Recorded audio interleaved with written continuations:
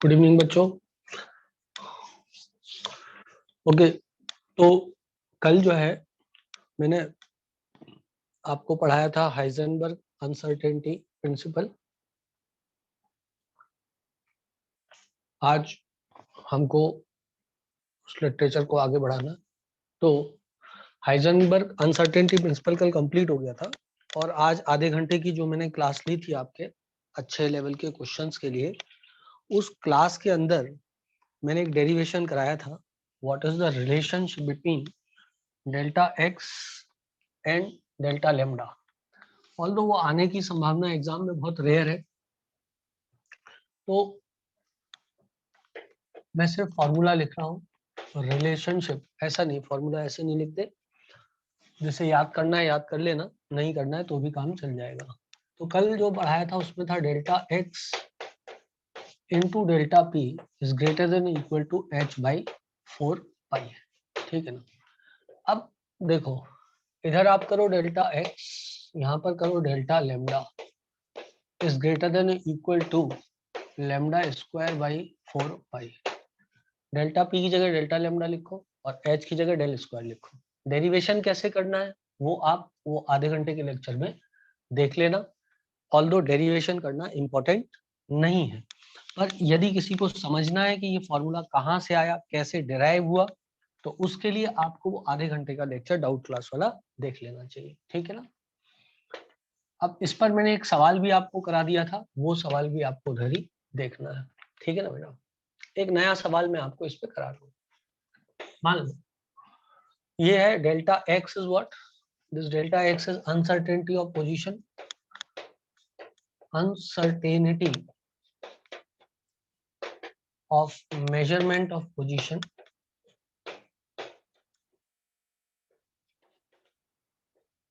and delta lambda is uncertainty of measurement of wavelength। ठीक है बेटा, lambda is wavelength of matter wave, जिसका formula क्या होता है, lambda बराबर h बाई एम बी बराबर h by under root of 2m e बराबर h by under root of 2m q v. जो पढ़ाई कर रहा है उसको याद आ गया होगा, ये सारी चीजें हम लोग कई बार कर चुके हैं, डी ब्रॉगली में पढ़ चुके हैं। ठीक है बेटा। अब मैं आपको एक सवाल ऐसा दूं कि if a particle present in A square whose side is equal to 1 centimeter, find out the minimum value of delta p possible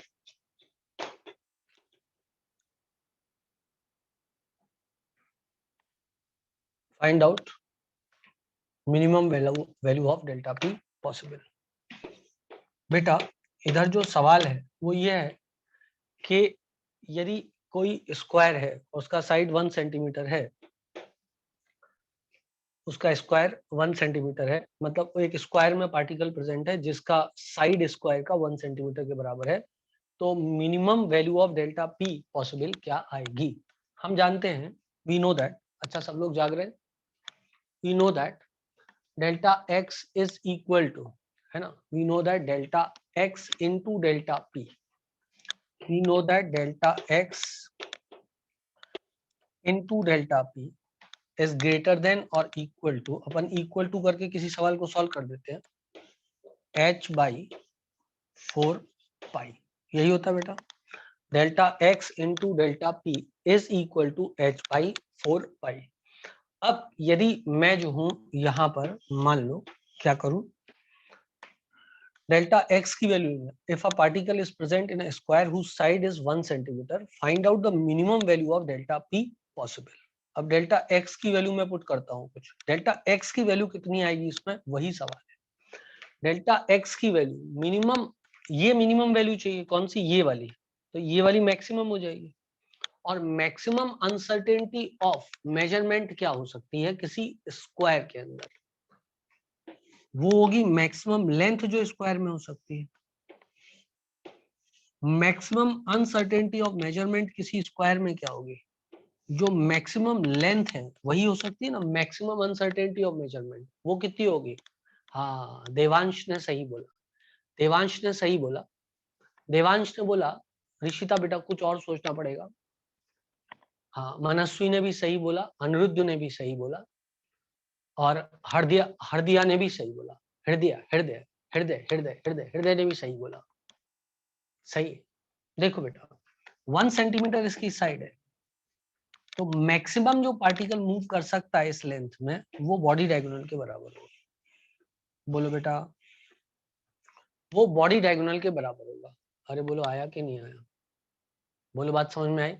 and this is equal to, body diagonal बराबर किसके होता है, a√3 के होता है। बॉडी डायगोनल बराबर a√3 होता है।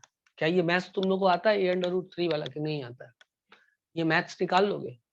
यदि तुम निकालते तो सरल था बेटा, ये वाली साइड और ये वाली साइड से ये वाली साइड आ जाती a√2, ये a√2 आ जाता, समझ लो।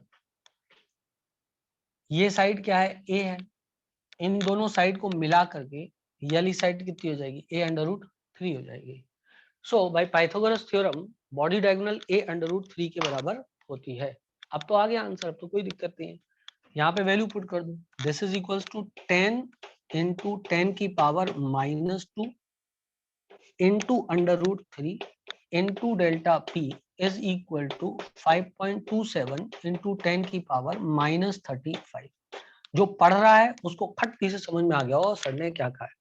भाई 10 इंटू 10 की पावर -2 क्यों लिखा, क्योंकि ये वैल्यू जो है 10 की पावर -35 ये मीटर वाले टर्म में, तो उसको मीटर वाले टर्म में लाना पड़ेगा ना भाई, एमकेएस में लाना पड़ेगा ना, ऐसा यूनिट में करना पड़ेगा ना। ये ऐसा यूनिट में वैल्यू लिखी हुई है 6.626 इंटू 10 की पावर -34 ऐसा यूनिट में, तो ये भी ऐसा यूनिट में लिखना पड़ेगा। तो ये 10 की पावर -2 हो जाएगा। करेक्ट है बेटा, 0.01। आई hope everybody understand this point. कितना था ये 10, कितना था ये 10 1 सेंटीमीटर था, तो 1 इंटू 10 की पावर -2, 1 इंटू 10 की power -2 into √3 into delta p is equal to 5.27 into 10 की पावर -35। बोलो हाउ, क्या सबको सवाल समझ में आ गया बेटा। हाइजेनबर्ग अनसर्टेनिटी प्रिंसिपल मैंने आपको सवाल करा दिए हैं, काफी कुछ सवाल करा दिए हैं, सवाल और भी हो सकते हैं। अभी कल की क्लास में जो मैं आपसे और अच्छे लेवल के सवाल जो डिस्कस करता हूँ उसमें एक आध हाइजेनबर्ग अनसर्टेनिटी प्रिंसिपल पे और भी अच्छे लेवल का सवाल करवाऊंगा। इतना नीट के लिए बहुत है जितना मैंने अभी तक आपको पढ़ा दिया। अब हम चलते हैं अगले टॉपिक पे। अगला टॉपिक हम विचार करेंगे कि अगला टॉपिक क्या है। जल्दी से आप इसका स्क्रीनशॉट या फिर नोट कर लें, उसके बाद हम अगला टॉपिक पढ़ते हैं। जल्दी जल्दी करें बेटा सभी बच्चे, झटापट फटाफट। फिर आज का नया टॉपिक चालू करेंगे हम, क्वांटम नंबर्स। ठीक है,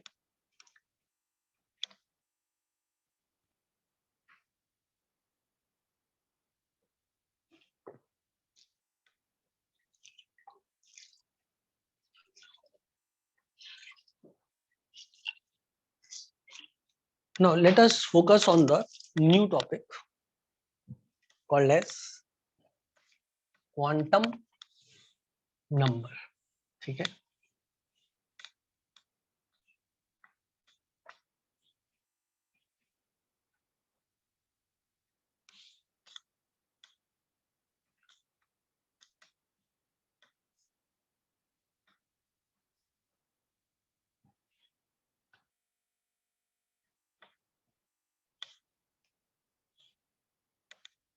so let us focus on these topics।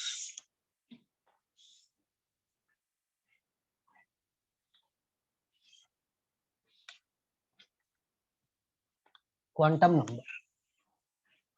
अब क्वांटम नंबर जो होते हैं, they are derived as a result of solution of Schrodinger wave equation. There are 4 set of quantum number, out of which 3 are derived as a result of solution of Schrodinger wave equation.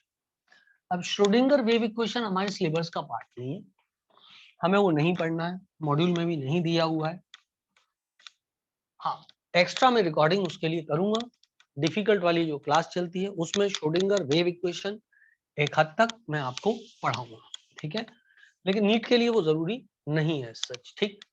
NEET के लिए जो जरूरी है सबसे ज्यादा वो है quantum number.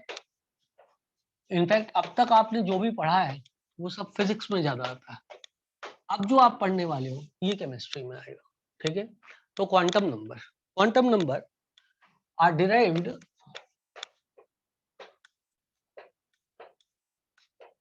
As a result of solution of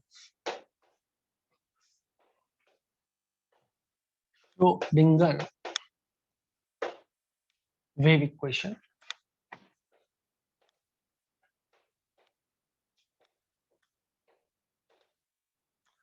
ये आपको श्रोडिंगर वेव इक्वेशन के बारे में ज्यादा कुछ नहीं जानना है, मैं सिर्फ लिख देता हूं,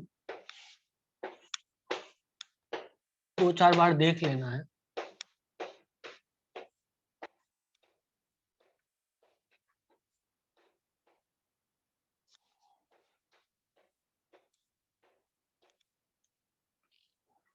del square psi upon del x square plus 8 pi square M upon H square E minus B into psi बराबर 0, ठीक है। बस इसको एक बार देख लेना और अपन को कुछ भी इसमें नहीं जानकारी चाहिए। 8 क्या है, पाई स्क्वायर एम क्या है, एच क्या है आपको पता है, m is mass of electron,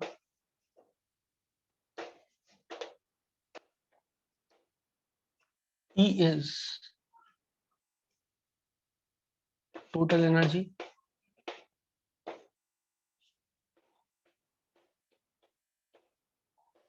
and V is E is total energy and V is potential energy, and V is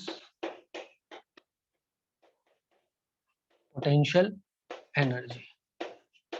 As a result of solution of this Schrodinger wave equation, we obtain quantum number. Quantum number हमारे syllabus का part है, ओ sorry Schrodinger wave equation हमारे syllabus का part नहीं है दूर दूर तक, इसलिए हमको उसको नहीं पढ़ना है, ठीक है ना। So as a result of solution of Schrodinger wave equation,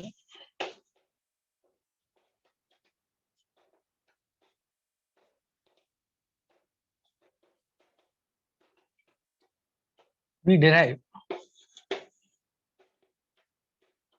3 quantum numbers.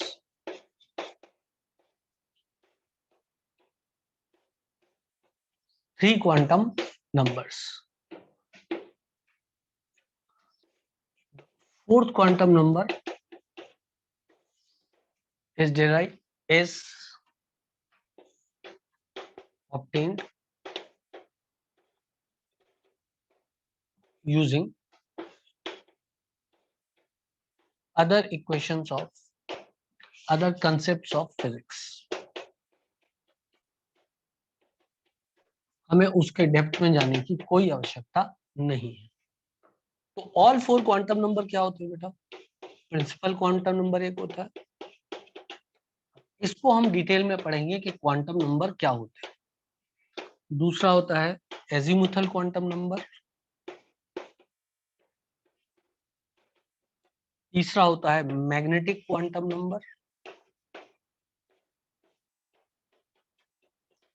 और चौथा होता है स्पिन क्वांटम नंबर। इसमें से कि 3 क्वांटम नंबर प्रिंसिपल, एजीमुथल और मैग्नेटिक, ये 3 क्वांटम नंबर जो होते हैं they are derived as a result of solution of Schrodinger wave equation. इसके लिए शॉर्ट फॉर्म एन यूज करते हैं, इसके लिए एल यूज करते हैं, इसके लिए एम यूज करते हैं और इसके लिए एस यूज करते हैं। तो जो 3 क्वांटम नंबर डिराइव होते हैं वो होते हैं एन, एल एंड m। अब तुमने इस पूरे बोर्ड पे क्या सीखा? एक श्रोडिंगर वेव इक्वेशन होती है, वो इक्वेशन ही है, इसको देख लेना। वैसे ही हमारे सिलेबस का पार्ट नहीं, लेकिन कल के दिन यदि कोई ये बोल दे which of the following is correct expression for Schrodinger wave equation, तो इसको आपको सिलेक्ट कर लेना है। और एडवांस फॉर्म में यदि आपको पढ़ना है, क्योंकि कुछ किताबें जब आप सॉल्व करोगे तो उनमें श्रोडिंगर वेव इक्वेशन पे भी 2-4 सवाल दिए होंगे, स्पेशली जेई वाली किताबें जब आप सॉल्व करोगे तब, ठीक है। लेकिन हमको वो सब एग्जाम में आता नहीं है, पर मैं फिर भी आपको एक्स्ट्रा क्लास में वो भी करवा दूंगा। तो यदि आपकी इच्छा है तो आप वो भी कर सकते हो, वैसे नीट के लिए उसकी आवश्यकता नहीं है, ठीक है। अब आप समझे इस बात को, ये प्लस का साइन लगा हुआ है, ठीक है बेटा। अब इन डिनोमिनेटी नहीं आया समझ में, क्या बोल रहे हो बेटा? खैर, ये है del square psi upon del x square, psi is wave function and psi here is wave function. जो साई है यहाँ पे, ये जो आप पूछ रहे हो, दिस इज वेव फंक्शन। जो वेव के बारे में बताता है वो वेव फंक्शन होता है, दिस इज वेव फंक्शन। जो वेव के कैरेक्टरिस्टिक के बारे में बताता है वो वेव फंक्शन होता है, ठीक है बेटा। दैट इज दिस, ये मैथमेटिक्स है। बाकी एक्स एक्स एक्सेस है, वाई एक्सेस है, जेड एक्सेस है, दिस इज लाइक दिस, ठीक है। चलो, अब इसके और डिटेल मैं आपको जरूर पढ़ाऊंगा, लेकिन एक्स्ट्रा क्लास में। फिर से बोल दूं, वो एग्जाम में आएगा नहीं, वो सिर्फ इसलिए है जैसे कुछ बच्चे जानना चाहते हैं तो उनकी जानकारी के लिए बताते हैं। अब समझे बात को? डेल स्क्वायर बेटा मैथमेटिकल साइन है, मिटा दूं मैं इसको, ठीक है।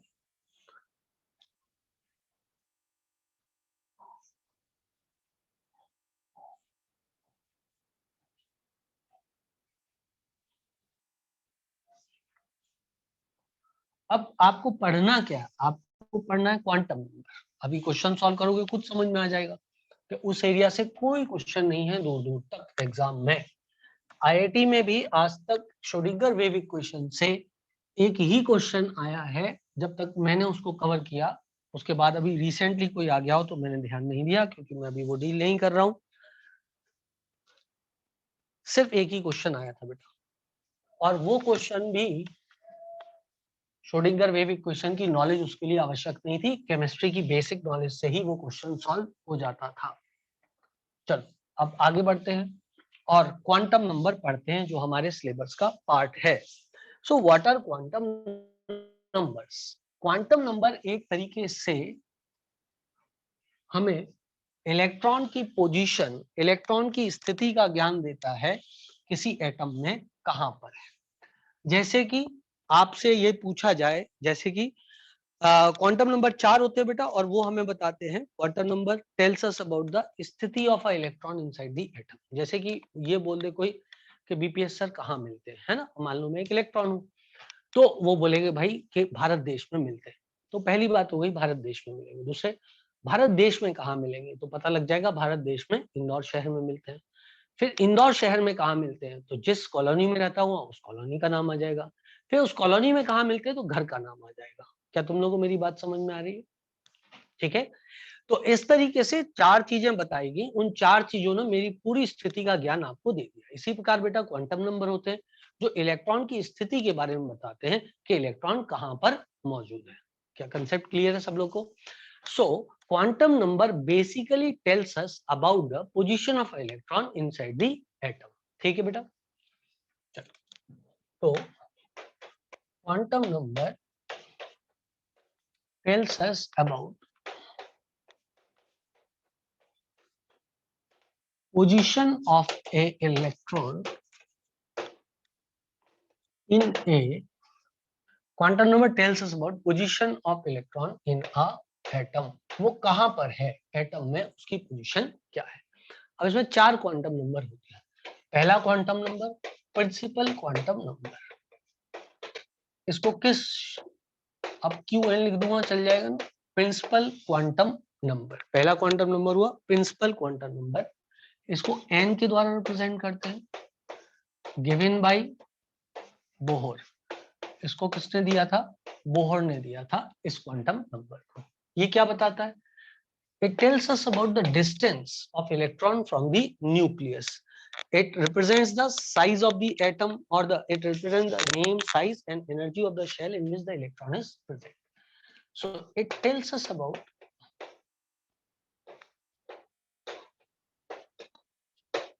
distance of electron from nucleus. It also tells us about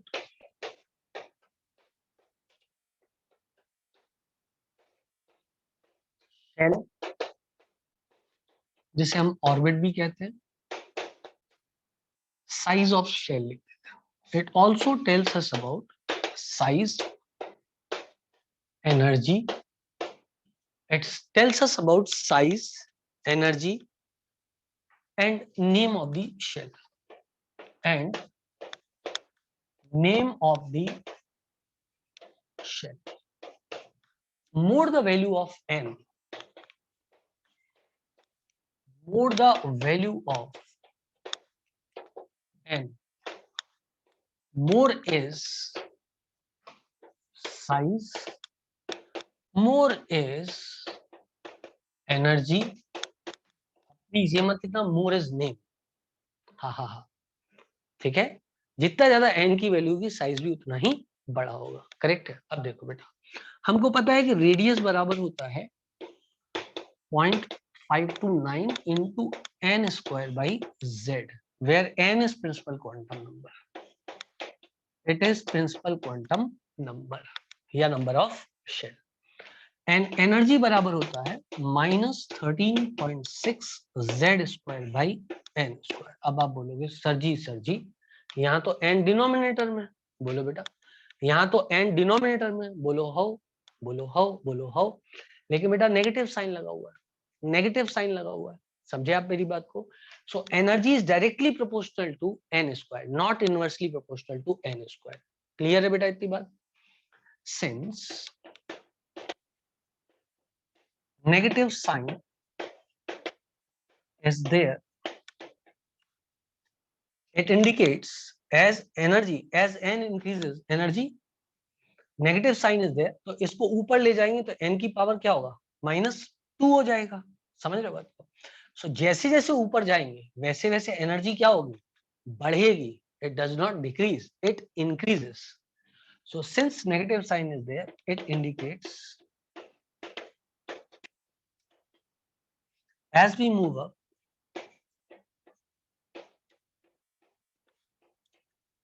energy increases, not decreases. क्या बात सबको समझ में आ रही है? क्या बात सबको समझ में आ रही है? इट इंक्रीजेस, जैसे कि कोई आपसे बोल दे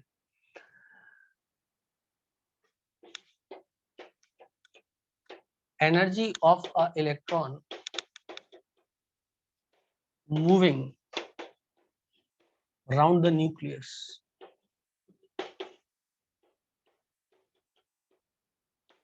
is solution A directly proportional to n square, B inversely proportional to n square, C directly proportional to under root of n, D inversely proportional to under root of n.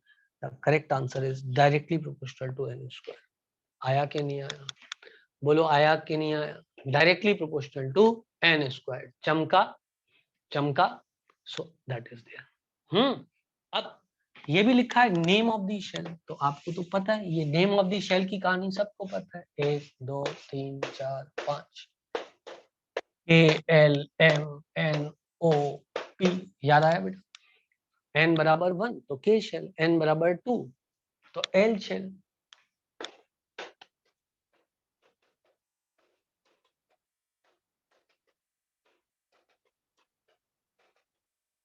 So if the value of principal quantum number is 6, what is the angular momentum of the orbit?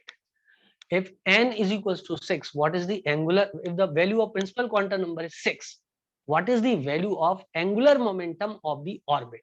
So that will be 6h by 2 pi, मतलब 3h by pi. बोलो बेटा याद आया? वो सवाल भी अपन कर सकते हैं, कोई दिक्कत की बात नहीं है। मैं चाहूं तो यहाँ पे लिख सकता हूं, if value of principal quantum number is equal to 6, find value of angular momentum of orbit. Solution सबको पता है 3h/π। दिख रहा है सबको? आज तो नहीं चमक रहा ना बेटा? What is r in the first equation? ये r रेडियस है बेटा, और ये साइज को डिनोट करेगा। रेडियस है, साइज को डिनोट करेगा। आज बोर्ड बिल्कुल क्लियर होगा, बिल्कुल नहीं चमक रहा होगा। मैं लाइट और थोड़ी एडजस्ट कर दी है ना। I did not understand n की पावर -2 कंसेप्ट। अरे बेटा 1/n² को यदि ऊपर ले जाएगा तो n की पावर -2 हो जाएगा ना बेटा, ठीक है ना। अरे तुम सिंपल तो समझ लो ना कि नेगेटिव साइन क्या इंडिकेट करता है। नेगेटिव साइन ये इंडिकेट कर रहा है वहां कि जैसे जैसे ऊपर जा रहे हो एनर्जी -13 से 3.4 हो रही है, माइनस, फिर -1.51 हो रही, तो एनर्जी बढ़ रही थी कि घट रही थी? यदि तुम पढ़ाई कर रहे हो तो जैसे जैसे हम फर्स्ट शेल से इंफिनिटी की ओर जाते हैं, टोटल एनर्जी बढ़ती है, पोटेंशियल एनर्जी बढ़ती है, और काइनेटिक एनर्जी घटती है। पढ़ाया था बेटा, पढ़ाया था, बस उसको याद रखना है। प्लीज डू नोट दैट, फटाफट झटाफट, बहुत सारा पढ़ाना है। ओके, तो ये एक सवाल हुआ, दो सवाल मैंने यहाँ पे लिख दिए। प्रिंसिपल क्वांटम नंबर के बारे में मैं आपको कुछ बातें बता रहा हूँ। इसी प्रकार वो बोल सकता है, if the find out the value of angular momentum for P shell. आप निकाल सकते हो, कैपिटल पी शेल आप आसानी से निकाल सकते हो, उसका आंसर भी 3h/π आएगा, ठीक है। Find the angular momentum for capital P shell, लिख लो जब तक मैं मिटा रहा हूँ, अपनी कॉपी पे सवाल लिख लो। Find out angular momentum for P shell, angular momentum for P shell, capital P shell. तो वहां पे एन की वैल्यू कितनी हो जाएगी? 6 हो जाएगी, तो दैट विल बी 3h/π। डनाडन, डनाडन, ठीक है। चलो एक सवाल मैं आपसे ही पूछता हूँ, आप मुझे बताना, तुम बताना angular momentum is directly proportional to, करो जरा, लगाओ दिमाग, सवाल लिखो फटाफट। Angular momentum of a orbit, of a shell या orbit, angular momentum of a shell और orbit is directly proportional to under root r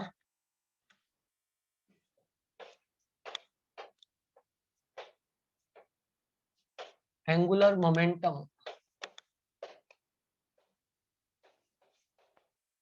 of orbit is proportional to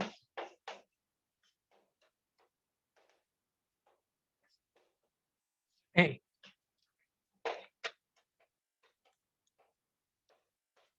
under root of r, b 1 by under root of r, c where r is radius, c r square, d 1 by r square,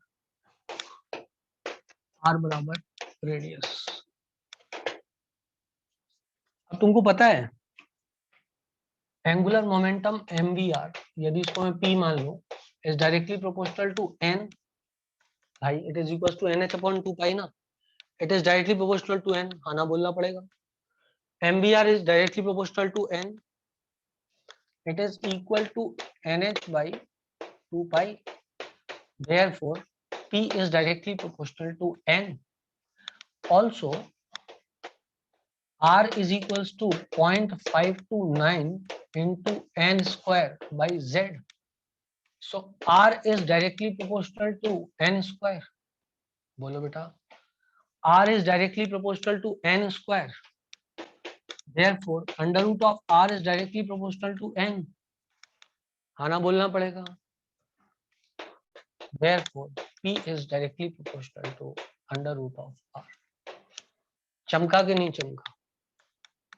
चमका, चमका. देखो, angular momentum equal to nh by 2 pi. Therefore, angular momentum directly proportional to n.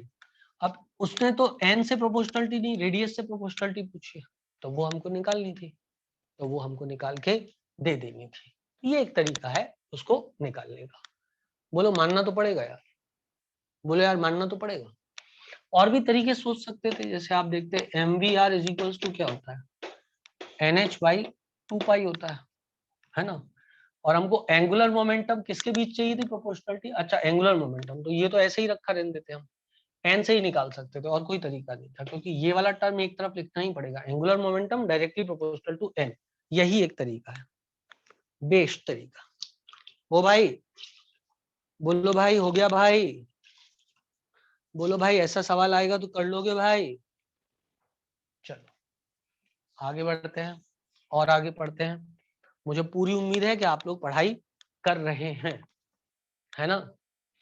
ये तो आपको मानना पड़ेगा कि आप चीजें बहुत अच्छी पढ़ रहे हो, पर जो अच्छी चीजें आप पढ़ रहे हो उनका फायदा आप कमा रहे हो नहीं कमा रहे हो, वो इस बात पे निर्भर करेगा कि आप मेहनत कितनी कर रहे हो.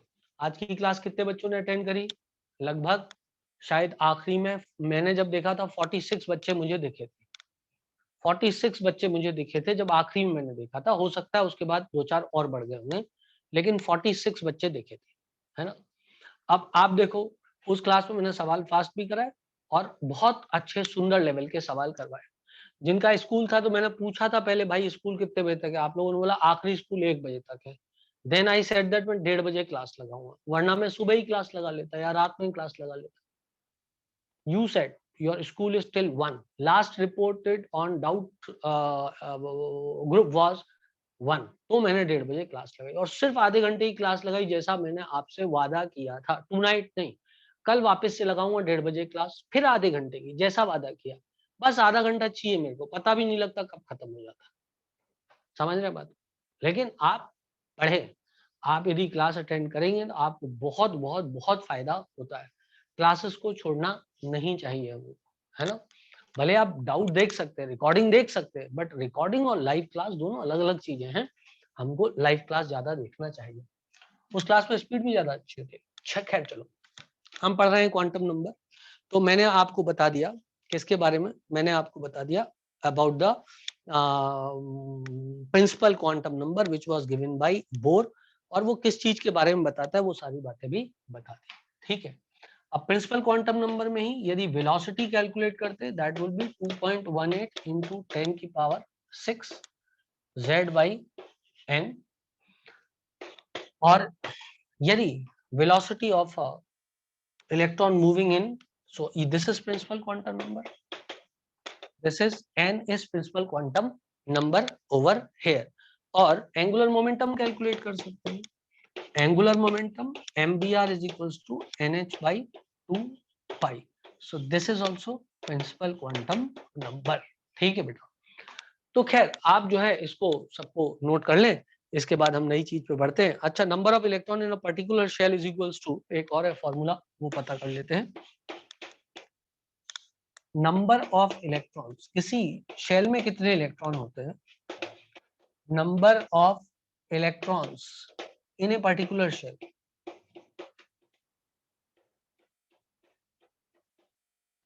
Is equal to 2n square, is equal to 2n square. ठीक है बेटा.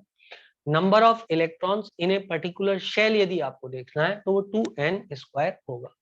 और एक बात बता दूं, एक इधर लिख देता हूं, वापस से भी लिख दूंगा, नंबर ऑफ ऑर्बिटल्स. अभी आप ऑर्बिटल, आपको पता नहीं कि ऑर्बिटल होता क्या है. Orbital is a area where probability of finding electron is maximum, लेकिन अभी आपने पढ़ा नहीं है ऑर्बिटल, लेकिन लिख देता हूं यहाँ पे, number of orbital in a particular shell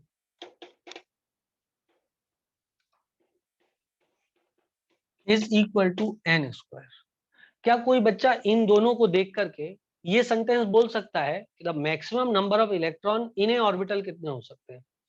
इन दोनों चीजों को देख के कोई बच्चा बता सकता है कि maximum number of electron in a orbital कितने हो सकते हैं? दोनों स्टेटमेंट। शाबाश ऋषिका, आपने बेटा सही बताया। परागी ने भी सही बताया, स्नेहा, हर्ष। अच्छा देखो बेटा, number of electrons in a particular shell जो है 2n स्क्वायर है, और शेल में ऑर्बिटल n स्क्वायर है, मतलब हर ऑर्बिटल में 2 इलेक्ट्रॉन थे। हर ऑर्बिटल में 2 इलेक्ट्रॉन, क्योंकि ऑर्बिटल में ही इलेक्ट्रॉन मिलते हैं। मैक्सिमम ऑर्बिटल कितने हैं? n square. मैक्सिमम इलेक्ट्रॉन कितने? 2n square. ऑर्बिटल के अंदर ही इलेक्ट्रॉन मिलता है।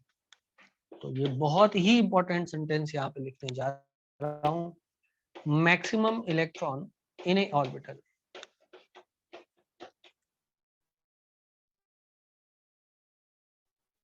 अब ऑर्बिटल और ऑर्बिटल अलग अलग चीज होती है।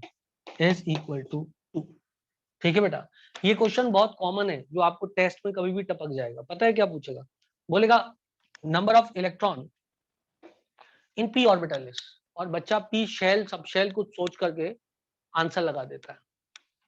पी शेल सब शेल सोच करके कुछ आंसर लगा देता है, बस उसका कचरा हो जाता है। ठीक है ना? मैं आपको बताता हूँ, आप इतना नोट कर लो, फिर मैं आपसे यही क्वेश्चन पूछता हूँ, अच्छा लगेगा आपको। आप पहले इसको नोट कर लो। सबसे पहले देख लो, एक शेल में मैक्सिमम इलेक्ट्रॉन कितने हो सकते हैं? 2n square. एक शेल में मैक्सिमम ऑर्बिटल कितने हो सकते हैं? n square. एक ऑर्बिटल में मैक्सिमम इलेक्ट्रॉन कितने हो सकते हैं? 2। अब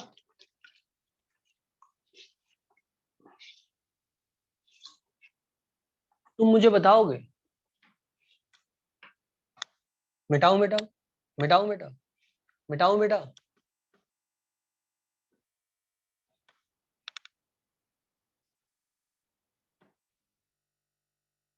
what is orbital? Sneha, orbital अभी बेटा थोड़ी देर में आएगा।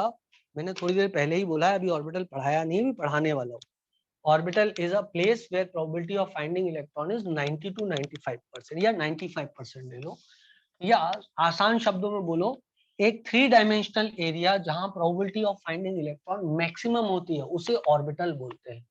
ऑर्बिट जो बोर्ड ने बताया था वो एक 2 डायमेंशनल एरिया होता है जहां पर की प्रोबेबिलिटी ऑफ फाइंडिंग इलेक्ट्रॉन 100% होती है। लेकिन जब वेव लाइक इक्वेशन आ गई और वेव नेचर ऑफ इलेक्ट्रॉन या वेव नेचर ऑफ पार्टिकल आ गया, तो उसके बाद ये बात समझ में आई कि पार्टिकल एक ही स्थान पर मिलेगा, एक निश्चित 2 डायमेंशनल एरिया में मिलेगा, ये जरूरी नहीं है, बल्कि पार्टिकल के मिलने की संभावना होगी किसी एक एरिया में। तो जिस 3 डायमेंशनल एरिया में इलेक्ट्रॉन के मिलने की संभावना 90 to 95% होती है, उसे कहते हैं ऑर्बिटल।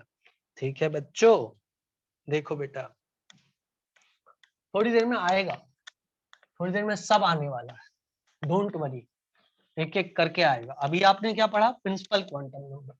क्या दिखाता है प्रिंसिपल क्वांटम नंबर? जल्दी से मनन कर लो। क्या वो इलेक्ट्रॉन की दूरी दिखाता है न्यूक्लियस से? क्या वो एनर्जी दिखाता है? क्या वो साइज दिखाता है?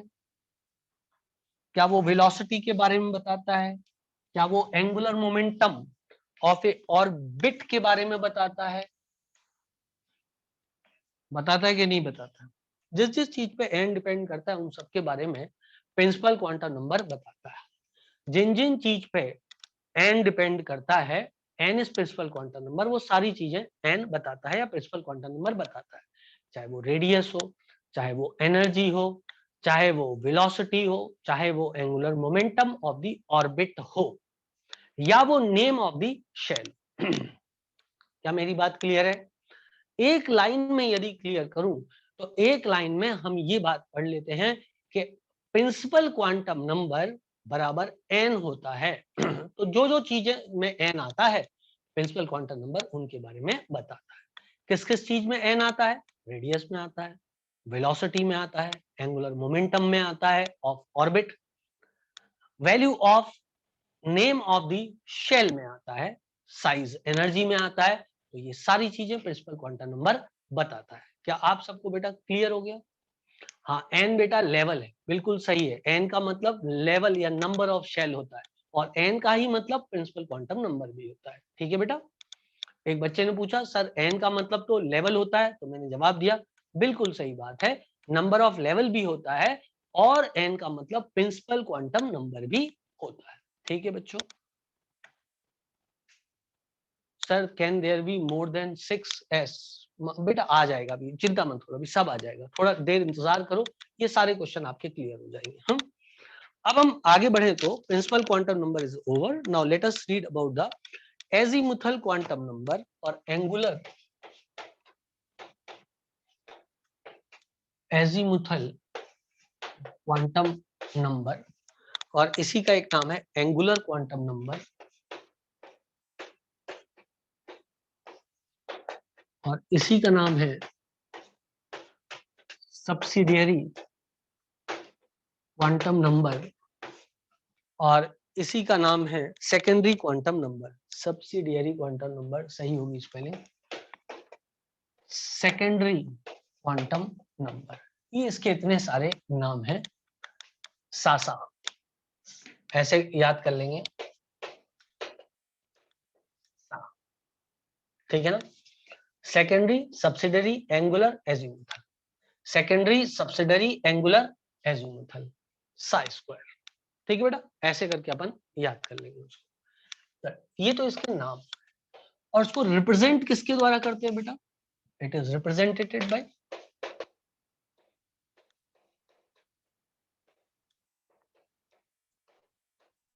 Small L, was given by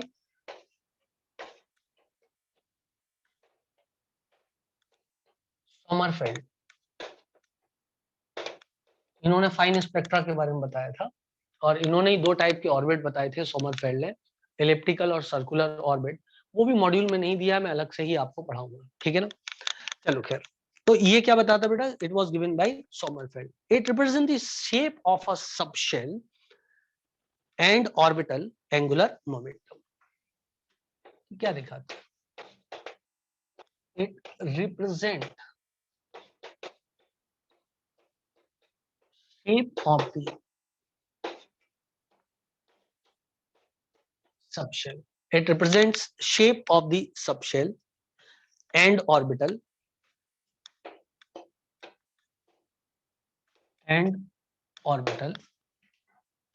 मतलब शेप बताता है सबशेल का या ऑर्बिटल का, ठीक है ना। जैसे कि हम बात करें तो मान लो L की value shape of the subshell and the name of the subshell also ले लेते हैं ना।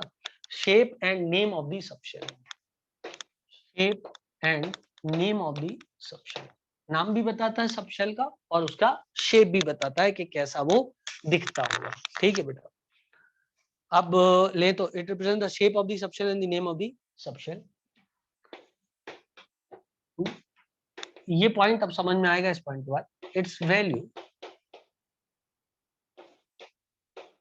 its values are 0 1 2 3 dot dot, ये इसकी वैल्यूज, ठीक है बेटा। If value of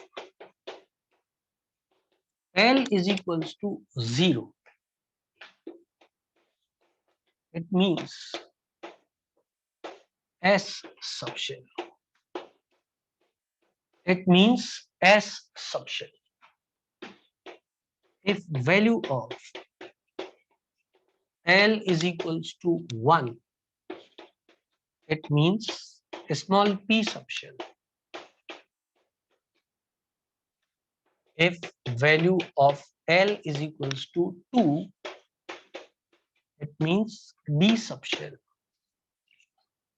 If value of L is equals to 3, it means F subshell. तो SPDF क्या है बेटा? सबशेल के नाम हो गए। SPDF क्या है? सबशेल के नाम हो गए। आना बोलना पड़ेगा यार। सबशेल क्या है? शेल सबशेल में बटी होती है। यदि किसी बच्चों को ये कंफ्यूजन होता है तो सुनो, शेल में आती हैं सबशेल और सबशेल में होते हैं ऑर्बिटल्स, और ऑर्बिटल्स के अंदर होते हैं इलेक्ट्रॉन। कभी तुम लोगों ने सुने बेटा? कभी सुनिए शेल सबशेल SPDF, कभी नाम सुने क्या? हाँ बोलना पड़ेगा। सुने 9-10 तक सुने, कुछ बच्चों ने नहीं सुने, कुछ बच्चों ने सुने। ऐसे समझनी आप लोग। जैसे कि ये बेटा मकान है, तो ये बोलो फ्लोर है, और ये बोलो तो कमरे, और उसके अंदर हम, और एक कमरे में मैक्सिमम 2 लोग रह सकते हैं। बोलो कुछ आइडिया लगा? ये मकान है, ये शेल्स हो गए, ये फ्लोर हो गए, सब शेल्स, और ये उन फ्लोर में कमरे हैं। हर फ्लोर में कुछ कमरे होते हैं। हाँ ना बोलना पड़ेगा यार, बोलो यार। यदि फ्लोर का नाम एस सब शेल है, तो उसमें कुछ नंबर ऑफ ऑर्बिटल होंगे, वो हम देखेंगे कितने नंबर ऑफ ऑर्बिटल होंगे, नेक्स्ट वाला क्वांटम नंबर बताएगा। लेकिन यदि एल की वैल्यू 0 है तो एस सब शेल, 1 है तो पी, 2 है तो डी, और 3 है तो एफ। इसमें एस का मतलब होता है स्फेरिकल, पी का मतलब होता है प्रिंसिपल, डी का मतलब होता है डिफ्यूज्ड, और एफ का मतलब होता है फंडामेंटल। ठीक है बेटा, इसके आगे भी हो सकते हैं। एल की वैल्यू 4 भी हो सकती है, यदि 4 होगी तो S P D F, A B C D F, इसके बाद जी सबशेल। अब तुम मुझे बताना, एल की वैल्यू यदि 5 हुई तो सबशेल का नाम क्या होगा? A B C D E F G H, H subshell. बोलो हाउ, बोलो हाउ। हाँ ना बोलना पड़ेगा। बोलो बेटा, बात क्लियर है? सबको बात क्लियर है? थोप लो, थोप लो। आराम से पढ़ा रहा हूं जिससे कि आपको पूरा समझ में आए, पूरा याद भी हो जाए। एक बात तो तय है कि मेहनत तो करनी पड़ेगी यार, बिना मेहनत के काम नहीं चलेगा केमिस्ट्री में। और केमिस्ट्री विषय है नंबर देने वाला। यदि आपने मेहनत कर ली और इसको अपना फेवरेट विषय बना लिया, तो आपको बहुत भर भर के नंबर देता है केमिस्ट्री, इतना याद रखना। और वही चीजें जो शुरू में डिफिकल्ट लगती हैं, वही चीजें आगे जाके बहुत आसान लगती हैं। समझ रहे हो? बिल्कुल बेटा, एनालॉजी से ही चीजें समझ में आती हैं बच्चों। खैर, आगे बढ़े बेटा। चलो अब समझते हैं और थोड़ी अच्छी अच्छी बातें। फैक्चुअल बात है, एक बता दूं आपको, वैसे जरूरत नहीं है इतने फैक्ट्स के। अच्छा, इसके बाद क्या आएगा? S P D F, A B C D E F G H I J K. बोलो बेटा, आ रहा है समझ? एच आई जे के ऐसे आएगा ना? तब इसमें मैं आपको एक फैक्ट बता दूं, जे इज ओमिटेड है। जे को ओमिट कर देते हैं क्योंकि कुछ भाषाओं में वो जे और आई के बीच में डिफ्रेंशिएट नहीं करते। जे इज ओमिटेड बिकॉज कुछ भाषाओं में जे और आई के बीच डिफ्रेंशिएट नहीं करते हैं।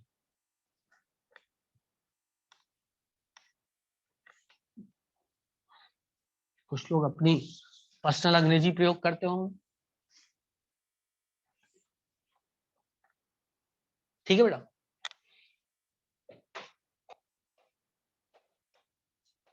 नेम ऑफ द सबशेल,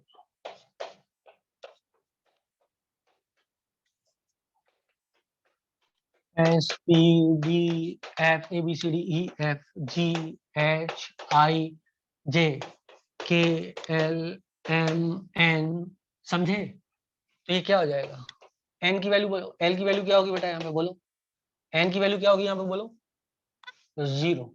यहाँ पर क्या होगी? 1। यहाँ पर क्या होगी? 2। यहाँ पर क्या होगी? 3। यहाँ पर 4। यहाँ पर 5। यहाँ पर 6। यहाँ पर 7। जरूरत नहीं पड़ती क्योंकि इतने एटम ही नहीं है अभी, इतने एटम ही नहीं हमारे पास कि इतने लंबे हमको जरूरत पड़े। लेकिन आइडियली बात करते हैं, है ना? J is omitted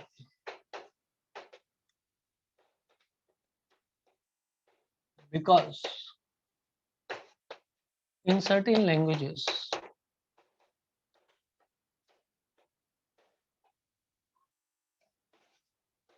no difference between I and J. ठीक है, फैक्ट है, आना नहीं है एग्जाम में, इस पे कोई क्वेश्चन मत पूछना प्लीज। फैक्ट है, आना नहीं है एग्जाम में, पर मैंने आपको बता दिया, नॉलेज थी सो बता दिया। आपको कोई परेशान करे तो आप भी उसको परेशान कर सकते हो और ज्यादा परेशान कर सकते हो, समझ रहे हो बात को? ठीक है, आपसे कोई अनाप शनाप क्वेश्चन पूछता है, आप उससे ऐसे क्वेश्चन पूछो,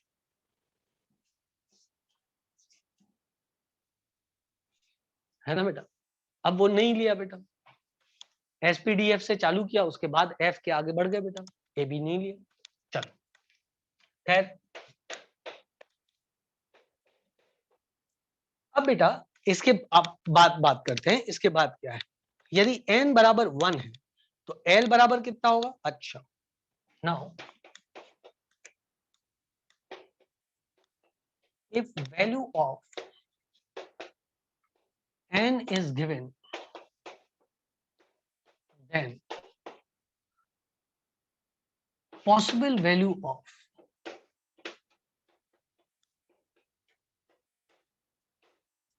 l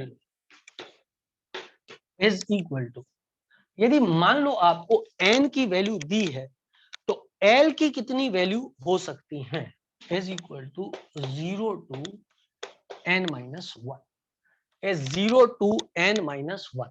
एग्जाम्पल से समझ में आता है, if n is equals to 1 then l की वैल्यू कितनी होगी बेटा? 0 ही हो सकती है, क्योंकि n minus 1 भी 0 आएगा, 0 to 0। if n is equals to 2 then l की वैल्यू क्या हो सकती है बेटा? l की वैल्यू 0 से लेके n minus 1 तक, तो पहली वैल्यू तो 0 हो जाएगी और दूसरी वैल्यू क्या हो जाएगी? n minus 1 तक क्या हो जाएगी बेटा? दूसरी वैल्यू n minus 1 क्या होगा? 2 minus 1 1, तो 0 हो सकता है और 1 हो सकता है। इधर लिख दूं अप टू n minus 1, ठीक है ना? अब if n is equals to 3, कौन बच्चा बताएगा l की क्या वैल्यूज हो सकती हैं? नहीं, 0 1 2 अप टू है बेटा, 0 अप टू n minus 1। चमका चमका, चमकना तो पड़ेगा।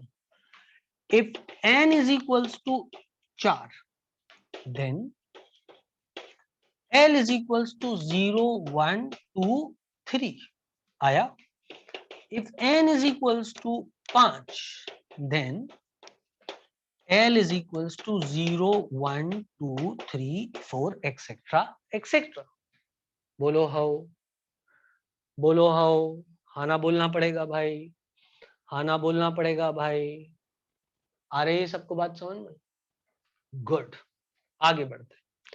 तो इसका मतलब मैं ये कह सकता हूं कि प्रिंसिपल क्वांटम नंबर की if value of n is equals to 5 then maximum possible values of L can be solution 0 1 2 3 4। Correct है, 5 वैल्यूज हो सकती हैं, 0 1 2 3 4। बोलो बेटा, वही बोल सकते हैं इसमें कौन कौन सी शेल पॉसिबल है, तो आप बोल सकते हो इसमें एस शेल पॉसिबल है, पी है, डी है, एफ है और जी है। तो बोल सकता है फिफ्थ शेल में कौन कौन सी सब शेल पॉसिबल है, कहना S P D F G हो सकता है। तुम्हें कुछ समझ नहीं आया? यदि फिफ्थ शेल है, यदि फिफ्थ शेल है उसमें कौन कौन सी सब शेल पॉसिबल है, समझा? समझा? 0 1 2 3 4 पॉसिबल है बेटा, S P D F G. क्योंकि एन की वैल्यू जो होती है, एल की वैल्यू क्या होती है उसके? 0 से अप टू n माइनस 1 तक एक्सटेंड करती है। क्या आपको ये बात समझ में आ रही है कि n की जो भी वैल्यू होती है उतनी ही नंबर ऑफ वैल्यूज होती हैं किसकी? l की। जितनी n की वैल्यू होती है उतनी ही नंबर ऑफ वैल्यूज पॉसिबल होती हैं किसकी? l की। यदि n की वैल्यू मान लो 8 है, n की वैल्यू मान लो प्रिंसिपल क्वांटम नंबर 8 है, तो टोटल डिफरेंट वैल्यू जो l की होंगी वो कितनी होंगी? 8 होंगी, 0 से लेके 7 तक, 0 से लेके 7 तक। तो क्या कोई एग्जामिनर आपसे ये अच्छा सवाल पूछ सकता है ना बेटा कि if the value of n is equals to 6 which of the following subshell is not possible, बोलो how. if the value of n is equals to 6 which of the following subshell is not possible, पूछ सकता है कि नहीं पूछ सकता है? बिल्कुल पूछ सकता है। टोप लिया आपने इसको, जल्दी से टोप लो इसको, और मैं इसको मिटाना चाहूंगा। आएगा उसी को जो मेहनत कर रहा है, जो मेहनत नहीं कर रहा है, जो पढ़ नहीं रहा है, आराम से मस्ती कर रहा है, आपको पता है आ जाएगा, अभी सबको आ जाएगा समझ, 100% को आ जाएगा। लेकिन जब इधर से भागोगे 3 दिन बाद, तब आपको समझ में आएगा हाँ हमें तो कुछ समझ में नहीं आता। फिर आप मम्मी पापा को ये बात तो बताओगे नहीं, सर हम तो पढ़ाई तो खुद करते नहीं है। फिर क्या होता है, किताब रख लेते हैं सामने और बस मम्मी पापा को बताते हैं देखो हम पढ़ रहे हैं फिर भी नहीं आ रहा है। अब यदि तुम पढ़ रहे हो इसके बावजूद नहीं आ रहा है तो ये तो बहुत चिंताजनक बात हो गई। सबसे बढ़िया ये है, सबसे पहले मान लो कि मैं पढ़ ही नहीं रहा हूँ इसलिए मेरे को नहीं आ रहा, तो कम से कम स्कोप तो बचता है, कम से कम स्कोप तो बचता है कि यार पढ़ लूं तो आ जाएगा। और जो तुमने ये सेंटेंस बोल दिया कि मैं तो पढ़ता हूँ, मैं तो बहुत मेहनत करता हूँ इसके बावजूद मुझे नहीं आता, तो इसका मतलब आपने क्या किया, सरेंडर कर दिया। और सरेंडर कर दिया मतलब ये है हार, ये कचरे करवा लिया आपने अपने। तो ये सेंटेंस हमें दूसरों को भले कुछ भी बोले लेकिन खुद को हरदम यही बात बोलनी है कि मैंने मेहनत थोड़ी कम की होगी इसलिए मुझे नहीं आया, और थोड़ी मेहनत कर लेता तो मुझे आ जाता। भले मम्मी पापा की डांट पीट से बचने के लिए आप अपने मास्टर पे इल्जाम लगा सकते हो कि सर ही इतना गंदा पढ़ाते हैं पापा, मैं क्या करूं, समझ में आता ही नहीं है। पर अपने आप को झूठ मत बोलना, रात में अपने आप को बोल लेना कि आज तो बच गए, सर पे ढोल दिया, लेकिन रियलिटी अलग है, समझ ला। ठीक है ना, बिल्कुल ठीक बेटा। चल अब बच्चों, ले भाई ये क्या हो गया, लाइटवा चली गई, लाइटवा। लेकिन अभी हमने इंतजाम ऐसा किया कि लाइट पे फर्क नहीं पड़ेगा लाइटवा के जाने से। ये साउंड आ रहा है, इसको हटा देते हैं। लो भाई साउंड भी हटा दिया और लाइट वापस भी आ गई। वाह भाई, अब चालू कर लेते हैं। तो बेटा ये चल रहा था हमारा एजीमुथल क्वांटम नंबर। सब लोगों को सब कुछ समझ में आ रहा है, सबको मजा आ रहा है? आ रहा है मजा, बोलो हाओ। आ रहा है मजा सबको? ओके बेटा चलो, तो एक काम करते हैं, maximum number of subshells, maximum number of subshell possible is equal to subshell possible is equal to 2l plus 1, 2l plus 1। ये मैंने सही लिखा क्या, मैंने क्या लिखा ये मैंने लिखा है angular the number of electrons, ये गलत लिख दिया शायद, l की वैल्यू लिखी है ना मैंने, मैक्सिमम नंबर ऑफ ऑर्बिटल्स होगा ये, चेक कर लेंगे उसको, मैं तो रटता नहीं हूँ, मैं तो समझा हुआ है सब। Maximum number of orbital possible is equals to 2l plus 1।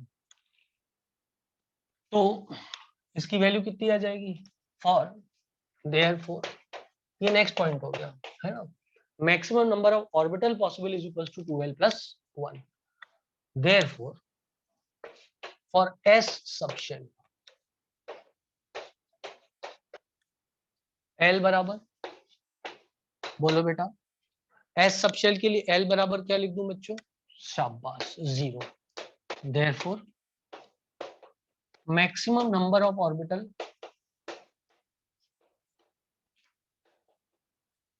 is equal to 2 into 0 plus 1, 1 खाना बोलना पड़ेगा। Therefore for p सबशेल, बोलो बेटा l बराबर, शाबाश 1। Therefore maximum number of orbital बराबर बच्चों, बराबर बच्चों मैथमेटिक्स तो आता होगा, 2 plus 1 is equals to 3। तो कभी सुना होगा p सबशेल में 3 ऑर्बिटल होते हैं, तो d सबशेल में मैक्सिमम ऑर्बिटल कितने हो जाएंगे, for d subshell l is equals to 2 therefore maximum possible number of orbital are क्या लिख दो 5 और एफ सब शेल L बराबर 3 therefore maximum possible number of orbital are 7 correct है बेटा। अब इधर यू कर देता हूं और मैं आपसे बोलूं maximum number of electrons in A subshell, कोई फॉर्मूला बता सकता है क्या होगा? Maximum number of electrons in subshell in terms of L क्या फॉर्मूला होगा? नहीं मैंने उससे ये नहीं बेटा। मैक्सिमम नंबर पहली बात तो 2n² था वो, शाबाश। अभी अच्छा बोला एक बच्चे ने, मैं उसका नाम नहीं पढ़ पाया तब तक दूसरे का नाम आ गया 2 × 2l + 1। अरे मेरे भाई नंबर ऑफ सबशेल 2l + 1 है, तो नंबर ऑफ ऑर्बिटल 2l + 1 है। नंबर ऑफ ऑर्बिटल 2l + 1 है तो नंबर ऑफ इलेक्ट्रॉन उसका दुगना होगा ना। मैक्सिमम नंबर ऑफ इलेक्ट्रॉन क्या होगा? दुगना होगा। भाई एक ऑर्बिटल में कितने इलेक्ट्रॉन होते हैं? एक ऑर्बिटल में मैक्सिमम इलेक्ट्रॉन कितने हो सकते हैं? 2। मैक्सिमम कितने हो सकते हैं? 2। तो बात क्लियर है बेटा। Maximum number of electron in a subshell is equal to 2 × 2l + 1। Therefore maximum electrons in S subshell बराबर P सबशेल बराबर D सबशेल बराबर F सबशेल बराबर, बोल सकते हो बेटा। P सबशेल में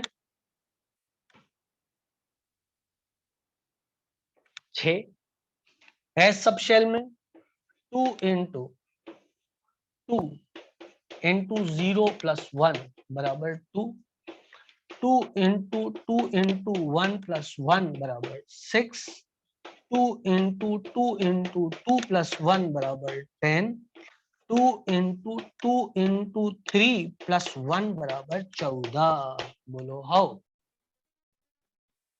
बोलो हाउ। क्लियर है? सबको समझ में आ गया बेटा, है ना? तो ये चीजें जो है हम पता लगा रहे हैं किसकी मदद से? ये सब चीजें हम पता लगा रहे हैं एजीमुथल क्वांटम नंबर की मदद से। ओके ओके ओके ओके, क्या सब लोग को बात क्लियर है? अब शेप ऑफ दी सबशेल भी बता दूं मैं आपको, क्योंकि एजीमुथल क्वांटम नंबर से हम क्या क्या चीज, अभी आप देखो ये थोड़ा बड़ा हो रहा है तो आपके दिमाग से सब निकल गया होगा कि किससे क्या पता लगता है। मैं आखिरी में आपको ट्रिक बताऊंगा ना, सब याद हो जाएगा। आप टेंशन मत लो, पहले समझ लो, फिर मैं आपको ट्रिकवा बताऊंगा, सब याद हो जाएगा। ठीक है ना बच्चों? कोई टेंशन की बात नहीं, अभी नहीं, पहले कंप्लीट तो हो जाए तब तो ट्रिकवा बताऊंगा। पहले कंप्लीट तो हो जाए बेटा, ये चीज है ना।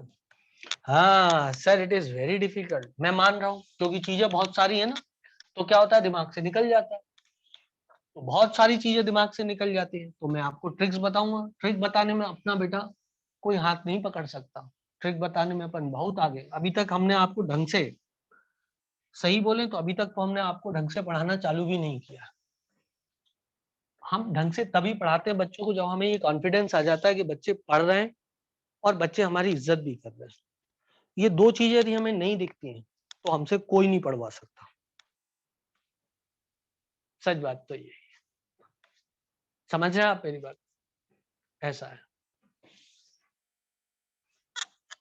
और जो हम मन से पढ़ा दें तो हम बहुत अच्छा पढ़ाएंगे। अब धीरे धीरे हम अपने फॉर्म में आ रहे हैं।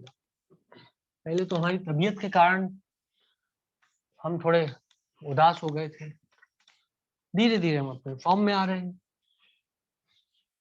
अपनी क्लासेस को थोड़ा बढ़ा रहे हैं। पर हम अकेले फॉर्म में आए और तुम नहीं आए तो हम खुश हो जाएंगे। क्या होगा? जैसे मैंने एक्स्ट्रा क्लास लेना चालू किया, ठीक है, और मैंने आपको आधे आधे घंटे की क्लास का ऑफर दिया, आपने क्लास अटेंड नहीं करी, आपने लेक्चर्स को ढंग से नहीं सुना, तो मैं डिप्रेस हो जाऊंगा। मेरे को लगेगा यार अपन अकेले ही लगे हुए हैं। और यदि आपने अच्छा किया तो आपको मजा आ जाएगा बेटा। ऐसा है, समझ ला। समय के साथ आप हमारी काबिलियत को समझते जाओ, है ना। फिजिक्स का लेक्चर बेटा मैं अपलोड कैसे कर दूं? वो तो फिजिक्स वाले सर ही करेंगे ना बेटा। हाँ बेटा ऑफलाइन में भी पढ़ेंगे। रोशन, रोशन आज तूने जैसे ही सुना कि डिफिकल्ट है तुरंत भाग गया तू मीटिंग छोड़ के, मैंने देखा था। जैसे ही तूने सुना कि ये नीट से ज्यादा डिफिकल्ट है, 1 सेकंड लगा रोशन को और रोशन लेफ्ट द मीटिंग। चलो खैर, अच्छा फिर तू वापस आ गया था, हो सकता है बेटा तू वापस आ गया होगा। हाँ ब्लर हो रहा था। ओके चलो कोई नहीं, मैंने जाते हुए देखा, आते हुए नहीं देखा। चलो आगे बढ़ते हैं। अब बेटा यहां तक मैंने आपको बातें समझा दी कुछ कुछ। अब मैं एक शेप ऑफ द सबशेल भी बताना। आपको याद है बोला था it tells about the shape of the subshell, है ना, and the name of the subshell, वो सब चीजें बोली थी ना बेटा। नेम बताता है, शेप बताता है ना। तो it tells about the shape of subshell. सबसे पहले तो ये बता दिया कि सबशेल होगी, कौन सी होगी वो बता दिया, अब उसका शेप भी बताएगा। If it is S subshell तो वो स्फेरिकल होती है, जैसा उसका नाम, ऐसी दिखती है एस सबशेल, स्फेरिकल। ठीक। पी सबशेल, पी सबशेल जो होती है वो ऐसी दिखती है, डम्बेल। डी सबशेल वो कुछ ऐसी दिखती है नॉर्मली, डबल डम्बल।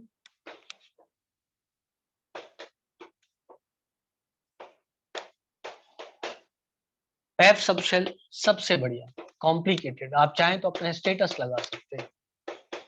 कई लोग अपने स्टेटस पे लिख देते हैं ना कॉम्प्लिकेटेड, तो आप चाहो तो केमिस्ट्री की भाषा में शेप ऑफ एफ सबशेल लिख सकते हो। दुनिया को समझ में आ जाएगा कि आपका स्टेटस कॉम्प्लिकेटेड है। I hope everybody has understood this. ठीक बेटा। So S spherical, P dumbbell, D double dumbbell और एफ कॉम्प्लिकेटेड। कॉम्प्लिकेटेड है तो जीवन आसान हो गया, उसको बोर्ड पे बनाया नहीं जा सकता। एकदम सिंपल सिंपल लिटिल स्टार ही आ गया। ठीक। अब मैं उसको समअप करता हूं। अब तक आपने 2 क्वांटम नंबर पढ़े। एक आपने जो क्वांटम नंबर पढ़ा वो पढ़ा था प्रिंसिपल क्वांटम नंबर। उसमें क्या क्या पढ़ा था आपने भाई? उसमें आपने रेडियस पढ़ा था, एनर्जी पढ़ी थी, वेलोसिटी पढ़ी थी, एंगुलर मोमेंटम पढ़ा था, and number of electrons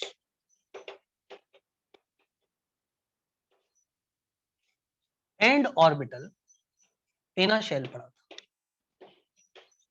and orbital in a shell पढ़ा था।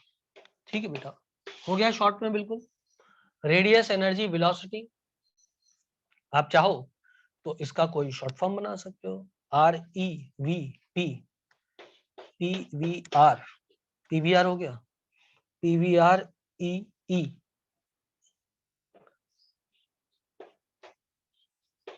समझे? ये पी हो गया, बी हो गया, आर हो गया, पीवीआर तो सब लोग समझते हैं, ई ई, ये 2 आ गए। P stands for angular momentum, या आप चाहो तो इसको एंगुलर मोमेंटम था ये जिसको कि मैंने पी से रिप्रेजेंट किया है, वैसे पी से रिप्रेजेंट करना ही सही है। This is angular momentum, so this becomes P V R E E. बोलो याद हो गया? कुछ तो शॉर्ट फॉर्म किसी ने बताया, पता नहीं क्या बताया, मैं देख ही नहीं पाया उसका शॉर्ट फॉर्म। पीवीआर तो सब लोग समझते हो ना, सिनेमा हॉल होते हैं ना, पीवीआर बोलते हैं। ठीक है बेटा, पीवीआर होते हैं ना, सिनेमा हॉल होते हैं वहां ई। ठीक है, पीवीआर ई ई। अब आता है angular quantum number. Angular quantum number ने क्या क्या बताया आपको अभी तक? तो उसने आपको अभी तक जो बताया वो बताया, शेप बताया बेटा, शेप बताया, और क्या बताया? नेम ऑफ सबशेल बताया, शेप बताया, और क्या बताया? नंबर ऑफ, शेप बताया, नेम बताया, और नंबर ऑफ, एक तो हो गया शेप, एन से नंबर ऑफ ऑर्बिटल बताए इन a subshell,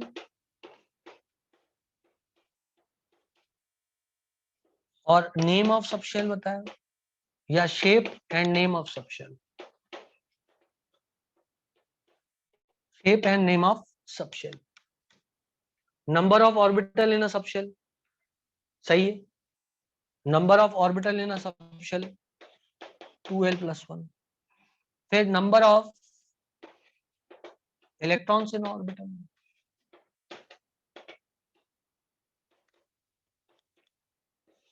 2 into 2l+1 in a orbital, नहीं इन अ सबशेल।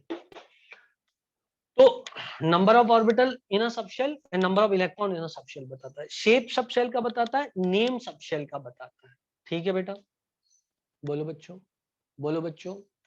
हाँ, किसी बच्चे ने बोला सेन हो जाएगा, लेकिन मैंने बोला shape and name of subshell and number of orbital in a subshell and number of electrons in a subshell, ऐसे करके अपन ने लिख लिया। बोलो हाउ, बोलो हाउ, बोलो हाउ, सबको समझ में आ रहा है? ऐसे करके अपन इसको कर सकते हैं। और क्या कह सकते हैं अपन? और अपन ये कह सकते हैं कि भाई if we know value of n then value of l is equals to what? If we know value of n, possible value of l is, वो पढ़ा हमने, है ना बेटा? तो इस तरीके से हमने कुछ बातें एजीमुथल क्वांटम नंबर के बारे में भी पढ़ ली हैंगी। अब एक आता है ऑर्बिटल एंगुलर मोमेंटम, भी ये बताता है। उसके बाद एनर्जी। अब टाइम तो है ना हमारे पास 20 मिनट, अरे 9 मिनट है, तब भी हो जाएगा, ठीक है ना? आप इसको जल्दी से नोट कर लो, अभी ये कंप्लीट नहीं हुआ है एक्चुअली। ये अभी इधर इधर कर दूं क्या? इधर जगह है खाली मेरे पास, है ना? Azimuthal quantum number also tells about angular momentum of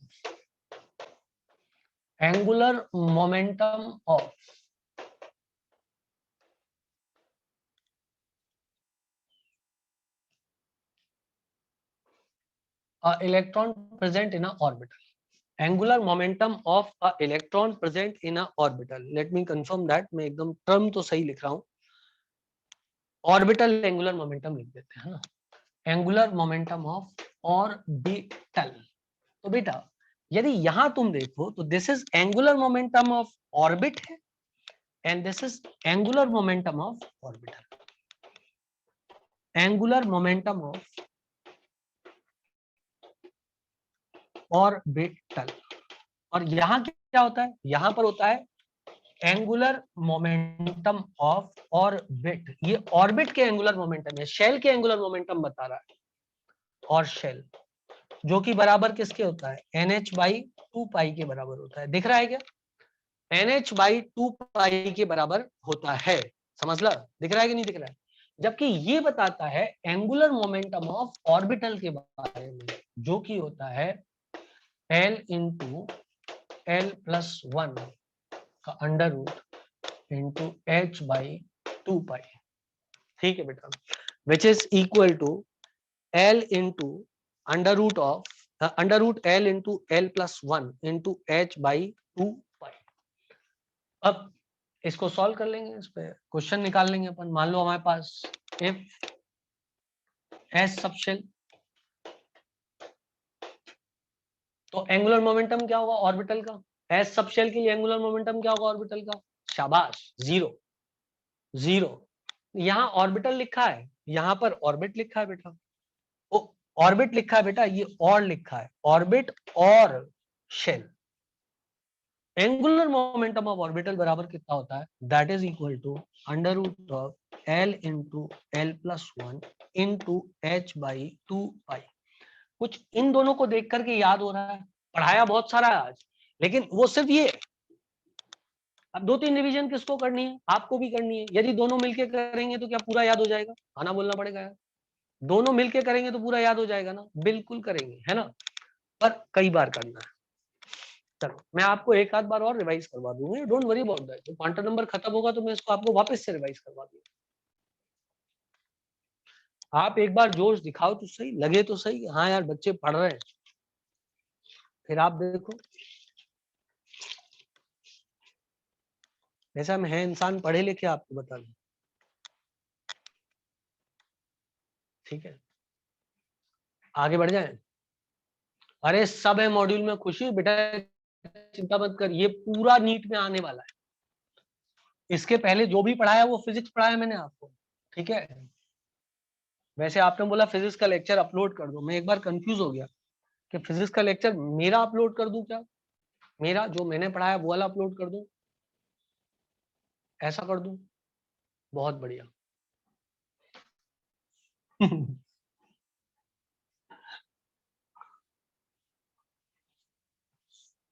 चलो आगे बढ़ते हैं और आगे पढ़ते हैं।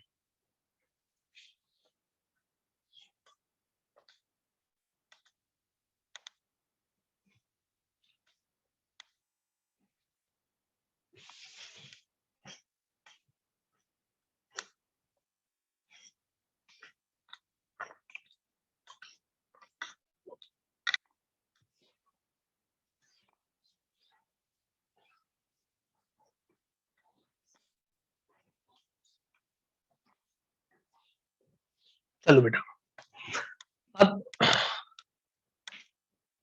स्क्वायर रूट ओनली, हाँ अंडर रूट सिर्फ एल, उस पर सवाल कर लेना, अभी क्लियर हो जाएगा, कोई दिक्कत की बात नहीं है। फाइंड आउट एंगुलर मोमेंटम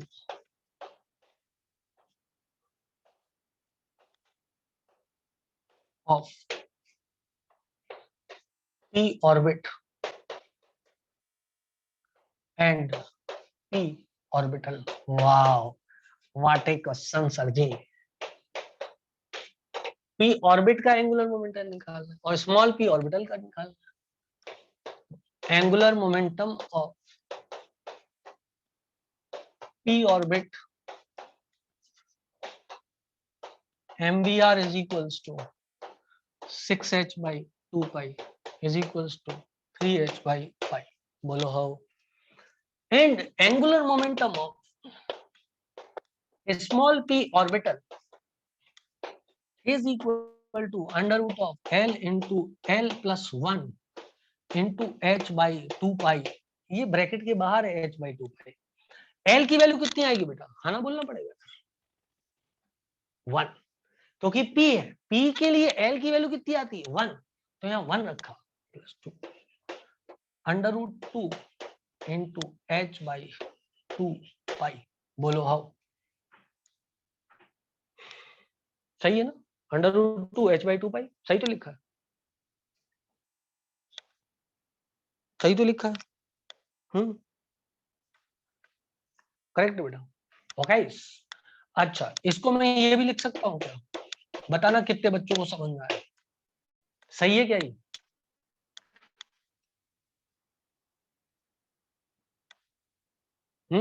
सही है।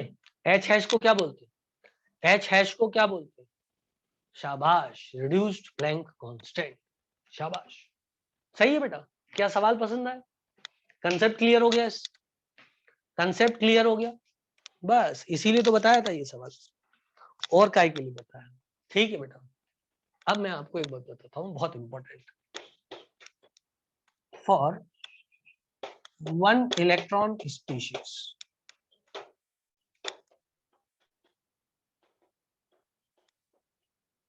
energy is only governed by principal quantum number।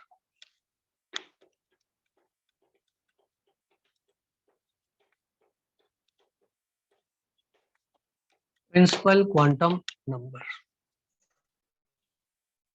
1 electron species मतलब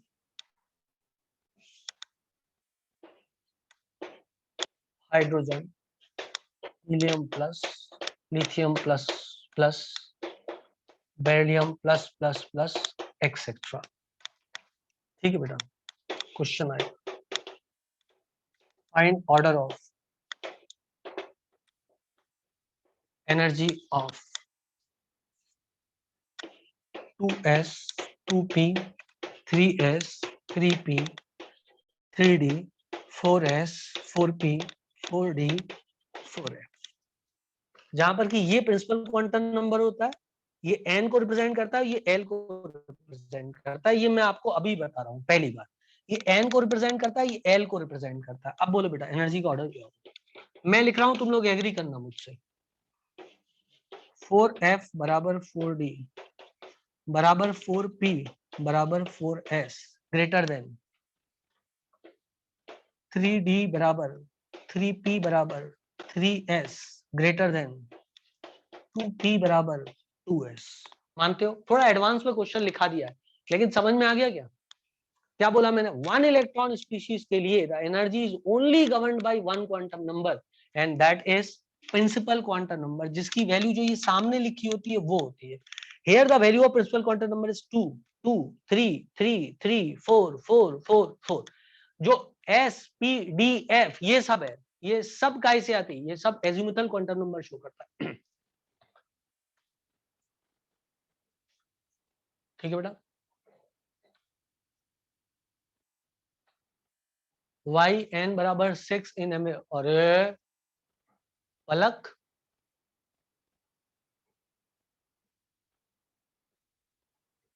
पलक बेटा क्या कर रही है? कैपिटल पी लिखा है बच्ची, तो एन बराबर 6 नहीं होगा क्या? K L M N O P. Shubham आप मीटिंग से बाहर जाओ, फिर अंदर आओ। किसी और को ब्लर आ रहा है या शुभम को ही सिर्फ आ रहा है? नहीं आ रहा है किसी को ब्लर, सब क्लियर है? अच्छा नाउ क्लियर, ओके ठीक है, नाउ क्लियर है, ठीक है। चलो, क्या पता क्यों हो गया होगा ब्लर। साइड सेट जाऊं, साइड सेट जाओ, एक बार बता दूं, एक बार बता देता हूं, देख। For one electron species the energy is govern only by principal quantum number. अब ये क्या है, मैंने ऐसे सबशेल के नाम लिखे हैं, 2s 2p 3s 3p 3d 4s 4p 4d 4f। इसमें प्रिंसिपल क्वांटम नंबर होता है 2 2 3 3 3 4 4 4 4। ये अभी कंसेप्ट में और आगे आने वाला है, आप चिंता मत करो, ये अभी कंसेप्ट में और आने वाला है, ठीक है ना। 2s का मतलब ये एक सबशेल का नाम है जिसमें प्रिंसिपल क्वांटम नंबर की वैल्यू कितनी है? अरे प्रिंसिपल क्वांटम नंबर की वैल्यू कितनी है? 2। और एजीमुथल क्वांटम नंबर की वैल्यू कितनी है? टकलू, एस है ना, तो एजीमुथल क्वांटम नंबर की वैल्यू कितनी आएगी? टकलू।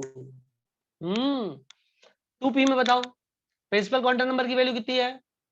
2p में प्रिंसिपल क्वांटम नंबर की वैल्यू कितनी है? 2। और एजीमुथल क्वांटम नंबर की वैल्यू कितनी है? 1। शाबाश। 3s में प्रिंसिपल क्वांटम नंबर की वैल्यू कितनी है? 3। एजीमुथल क्वांटम नंबर की वैल्यू कितनी है?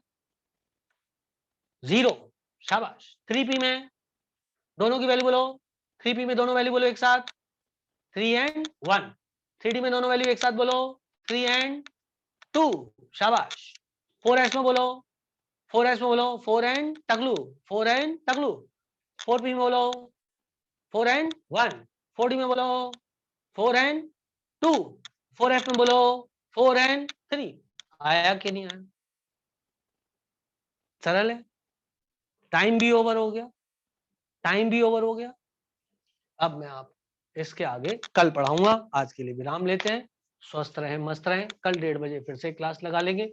यदि किसी को 1:30 बजे वाली क्लास में स्कूल टाइमिंग के कारण प्रॉब्लम है तो आप मुझे प्लीज मैसेज पे इन्फॉर्म करिएगा, मैं टाइम 2 बजे कर दूंगा, वो कोई प्रॉब्लम नहीं, ठीक है ना। लिख लो।